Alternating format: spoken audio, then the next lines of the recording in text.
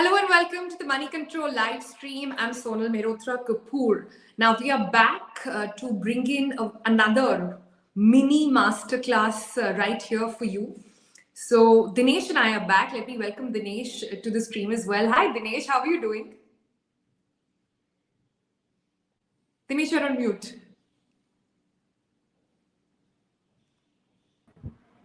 Sorry, I was on mute. Thank you, Sonal. Yeah. Thank you for inviting me to the show. I'm good. How are you doing? I'm very well. I always look forward to my conversations with you, Dinesh, because they teach me, and I'm hoping in our viewers also so much in the process. And our mini masterclass has been getting quite popular. So many people writing to us to say that, oh, this is such a great idea. Let's do more of this. So I thought, why not touch upon another topic which dominated all newspapers today. So in US, we know Wednesday is a big day. That's when we'll get to know about what happens next in terms of prices, in terms of what will be decided in the policy as well. But in the run-up to that, one word that really caught my attention this morning, Dinesh, was this word called stagflation. Yes. Not inflation, not stagnation, but stagflation. It's a very Gen Z hashtag sort of a word that everybody's talking about. And that really got me curious. Okay, so what exactly is this? And what got me even more interested is that while recession in US, many saying seems to be now almost a reality, something that we will see happen in the near future. India is far away from recession. That's not a worry for us. But many economists and several people who've been watching this space quite closely talk about how stagflation is a reality for India in the times to come. So because there's an India angle, because the impact that will happen on your and my household budget, how you and I spend, how you and I plan our New Year holidays, how you and I plan our spends as well. So I thought let's understand this a little bit in detail. So can you first simply explain to us what stagflation means? Yes, Sonal, excellent choice for the discussion today. Stagflation is not very well discussed in Indian context, although we keep seeing this term every once in a while and has become a fancy term. But unfortunately, this is something that hits the poorest of the economy so bad, this combination. I will explain to you. First, let me give you a brief background about how this term origin. This actually, the term stagflation was used in Britain by a British politician, Ian MacLeod, in 1965 during a debate in the British Parliament. That was a time when Britain was facing the prospects of high inflation plus low growth, which exactly is the meaning of this word. If you look at the word stagflation, if you can break it up easily, stagnant growth plus high inflation. So that is stagflation, stagnant growth and high inflation. Now, it's not as simple as this. Stagflation is typically a period, a phase that is also accompanied by high unemployment. So you have all the bad things, unfortunately, coming together. You have stagnant growth or low growth. You have high inflation, and then you have high rate of unemployment. So what happens is, we are all familiar with low growth. All of us know what happens when an economy doesn't grow much in the desired manner. Because when the growth slows, the economy slows, the businesses suffer, jobs go away, and the poorest of the segments, they suffer badly. Like that, high inflation. High inflation is something where the prices of goods and services go up significantly. So inflation itself is bad. Slow growth itself is bad. Then you have the third component, which is the unemployment, where a significant number in the workforce doesn't have the avenues for employment. So this, at a point when stagflation arises, all three factors come together. You have stagnant or low growth, you have high inflation, and you have high unemployment. So to put it simple, what happens is that in an economy which doesn't grow in a desired manner, where the prices of goods and services are too high, unemployment also rise sharply.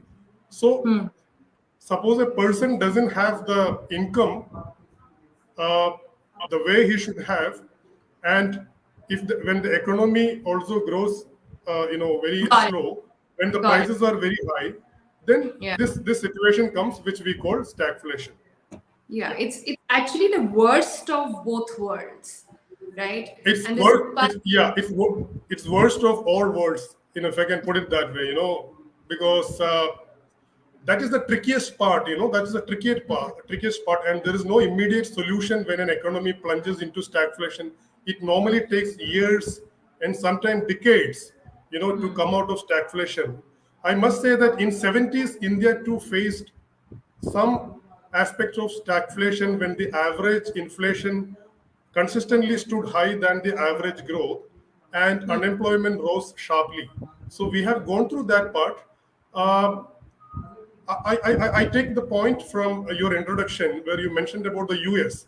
So US stagflation seems to be a pretty much close reality at this point, because I see. the inflation has grown. I think the August numbers about 8% as 1 year high.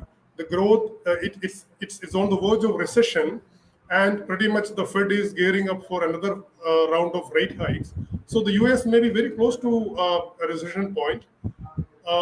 That's how the debate came up this time, I guess. Yeah. Yeah.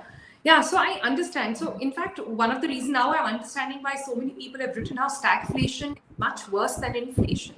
Stagflation is much worse than recession.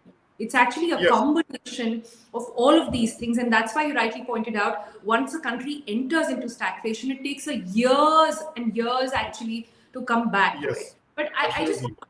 and at this point, we are seeing stagflation is almost a reality in not just US, UK reporting it, South Yes. Africa, there are murmurs emerging as well. But I want to keep global cues aside for a minute, right? At Moneycontrol, here our audiences want to know India के लिए कितना, right? Yes. हमें हमें Yes. कब bother करने वाला है? That's what our audiences want to know. So I want to understand, Yes. when our numbers are looking pretty good, our GDP figures compared to the world is pretty good. The finance minister, in fact, mentioned the word stagflation not very long ago. I think it was a previous quarter in Parliament, saying that we don't need to worry about it. So why are you saying that there is a real threat of stagnation in India? Well, the GDP numbers, for FY22 looks good, but the reality is that those numbers doesn't really depict the reality, real picture, Sonal, because the 8.7 FY22 number has come on the back of contraction of 6.6% in the previous fiscal. So if you look at the base effect, the real growth has been very, very far away from our real potential. We are not in recession at this point. We are growing, the point taken, but the actual growth is just, I think we must have just gone back to the pre-pandemic levels. But we are nowhere growing at 8.7%, because the number itself is a trick of statistics. That's because it has the 8.7 growth has come over 6.6% contraction in the previous fiscal. So we at this point we are growing, but if the inflation, which all of us know, the Indian retail inflation is way high, and the MPC is on the verge of explaining to the government about its failure, consistently above 7%. If the inflation continues at very high level for a prolonged period, if the RBI fails to bring the inflation back to the below 5% level, at least early next fiscal, and if growth fails to pick up, so let me not complicate this thing to our readers. What I'm saying is that if our inflation continues very high, and if the growth doesn't pick up in the desired manner, and mind you, the unemployment rate is also very high. We just had 8% unemployment in August, which is I think 1 year high in India. So all these factors suggest that India too may face the prospects of a stagflation, maybe by end of next fiscal, if things don't improve substantially. So you're saying India at the moment, don't look at numbers in isolation, don't look at No. GDP in isolation. Look at Yeah. it as stagnant growth and rising Yes. inflation. And Yes. the marriage of the two leads to stagnation, to Yes. stagflation. And that is a Stagflation. worrying trend. That's what you're trying to say. Yeah. I So get that. so so So so the 8.7% growth, we are nowhere on a high growth path yet. Although everyone, the politicians, the some part of the media and the industry would like to believe we are not actually growing.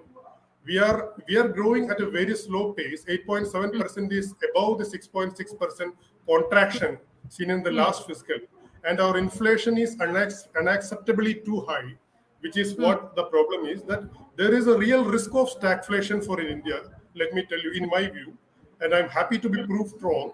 That is, if the RBI get hold of the inflation back to the desired levels, and if growth picks up substantially, then this prognosis can go wrong. But at this point, we are running the risk of stagflation for sure. yeah. For next So I year. just break it down the concept of stagflation, sort of Dinesh, for the common man, right? Yeah. We talked about stagnant growth and increase in inflation, right? For the common man, for my household budget, it basically means that my salary is not going up, inflation is rising, and there Yes. are lesser and lesser chances of, Yes. I'm hearing of unemployment really being on the rise. That Yes. basically saying that it's becoming difficult to sustain at the current levels for me. That is essentially taxation, right? Now, Yes. this is generally the time where I was reading up somewhere very interestingly that labor disruptions happen in a situation of stagflation, right? Yeah. Because and how, I mean, I don't want to go to the process of understanding how the RBI is going to course correct this. How are they planning to sort of do all of that? That's a bit complicated. I'm sure you have an easy way to explain that.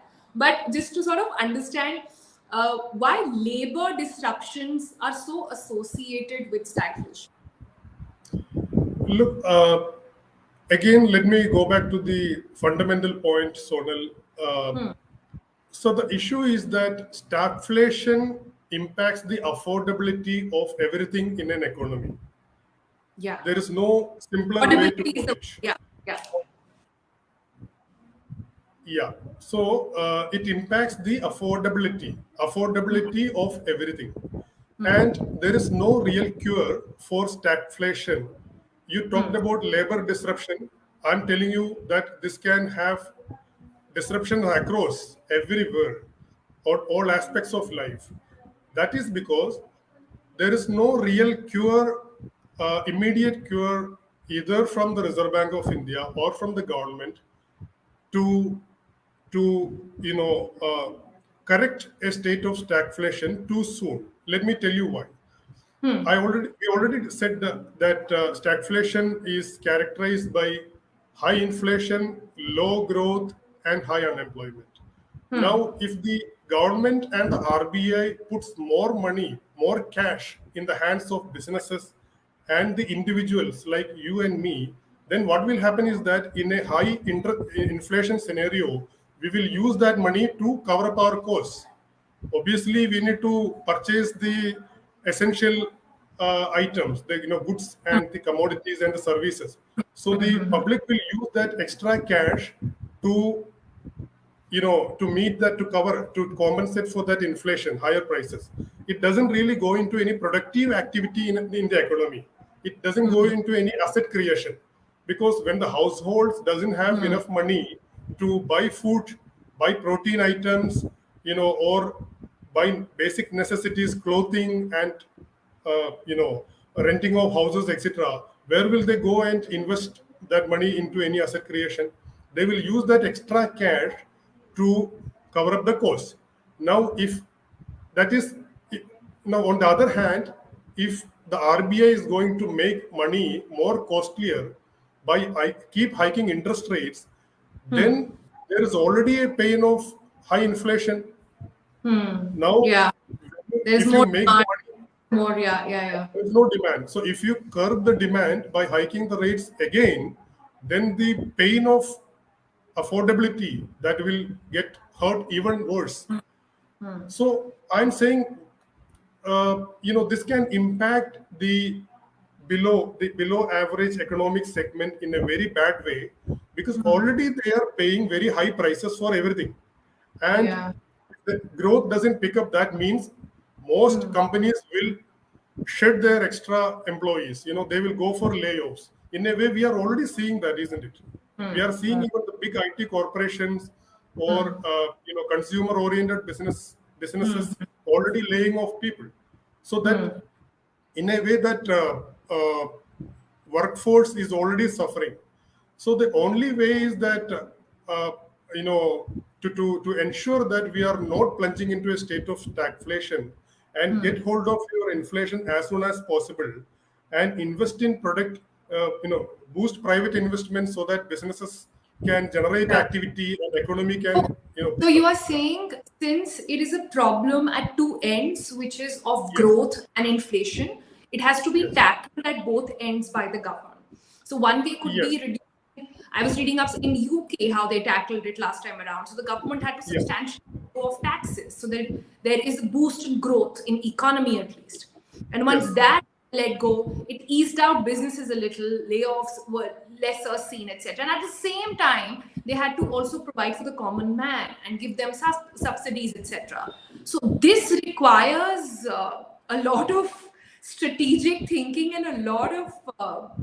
It's not a simple problem to solve, Dinesh. So I hope we don't end up in that situation, Sonal. Yeah. Honestly, all of us keep But writing about economy. how realistically do you think India uh, is sort of a way, or how realistically do you think we could be entering a stagflation phase? I'm sorry, could you repeat the question, Sonal? Could you repeat? I'm trying to understand how realistic is stagflation for India. So stagflation will happen in India by end of next fiscal if inflation remains uncontrollably high, and if growth doesn't pick up the way it should. Because we what the growth, the GDP numbers we saw last fiscal is on a low base. That is not nowhere. We are nowhere near our actual potential. So stagflation looks to be a very realistic aspect to my mind, at least by end of next fiscal.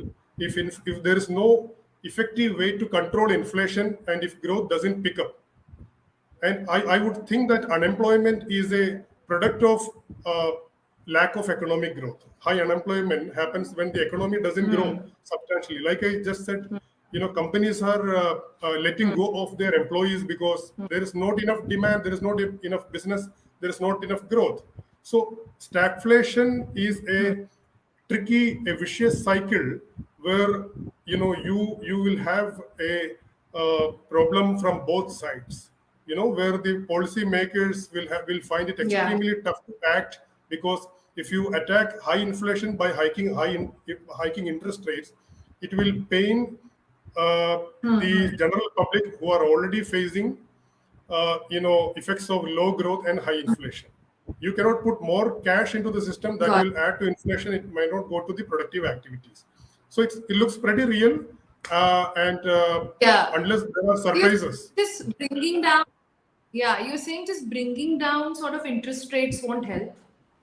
Just doing that will not help. We Just cannot bring controlling down at No, we cannot bring down interest rates at this point, because of the obvious reasons. Because inflation is extremely high, isn't it, Sonal? So I know it sounds complicated, but that's how it is. That you cannot hike interest rates, bring down interest rates when inflation is already high. Unfortunately, the policy makers, the Reserve Bank of India, has only one powerful tool to control inflation. That is high interest rates. They can either use interest rates or tighten liquidity to control inflation. There is no other way. So RBI definitely will have to hike interest rates because inflation is high. The tricky part is that are we growing, or are we getting back to the path of high growth on the other side, the way we should, in the desired manner? That is also, very critical to watch. Wow. Okay. So end of next fiscal is what Dinesh is saying. Audiences, you can please note that down and write to us if you think that's happening, not happening. We'll hold Dinesh to that on how No, it happens. that is the general view. It's just not my personal opinion. That is, see, because if inflation is not, the RBI expects inflation below 5% by the first quarter of next fiscal. We discussed this in the last, I think, the last session. If that doesn't happen for some reason, and that's pretty much, very lucid situation at this point, because much of the inflation is imported from external factors. You have a war in Russia, and you have high commodity prices, very unstable. So if those things improve and if the domestic inflation cools down, then there is a possibility that things may not become worse from this point, and happy to be proved wrong, that we don't end up in a phase of stagflation. Yeah. Got it. So what I'm hearing from you, Dinesh, is just to sort of wrap up this broadcast right now. It is that India is treading very carefully as of this moment. We have to watch out for, we might not be at the stage where US and UK are already, where you're saying they're almost into a state of recession or stagflation. India is not there yet, but the next couple of quarters are going to be very crucial. And the finance minister of India, I mean, anybody watching out for the situation unfolding in India will be watching this space of inflation rates and growth rates very, very carefully to avoid the situation at all cost, right? That's where we are at this point. And for the common man, I think the only takeaway over here is the fact that, I don't know, if you are somebody watching out for the situation, Dinesh, what does one do?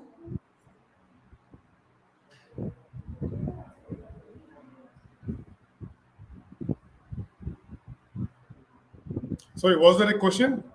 Yeah, I was trying to understand, how does one prepare for stagflation? Well, I think the easiest answer to that is that have savings, try to avoid debt. Well, I'm not a personal finance advisor, but this is how one should act. You should keep your savings for the rainy days. You should avoid debt as much as possible, unless it is really necessary. Don't get into unnecessary, non-productive spending. All those extra consumption spendings can take a backseat, probably because the employment scenario is also very unsustainable at this point. That's how we can look forward. With the festive season coming in, Dinesh, this is not sounding good at all.